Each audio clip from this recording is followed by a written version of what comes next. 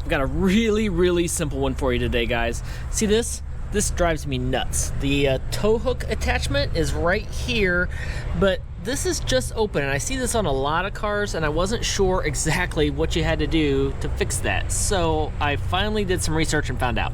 This is the replacement part. I think it's different whether you have a DE or an HR. The front end's a little bit different, so I will confirm that and link these parts down below. I just got this off Amazon. So I'm just gonna take this out and see how it looks installed.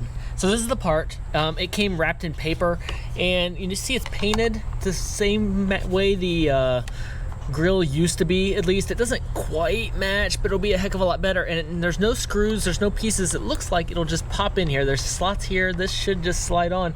This should be the easiest install ever. Do have to make sure it's all lined up properly, and snap. Oh, that looks so much better. It's not perfect, but it's so much better. Yeah, no, I'm happy with that. That'll work. It's weird, this is a really smooth texture and this is rough. I don't know if it's just worn over time, but you know what, once I stand up, I don't think I'll notice. Here, let's try that. I mean, you can see it a little bit. You can tell it's a little bit different, but really the bottom part is textured a little bit too.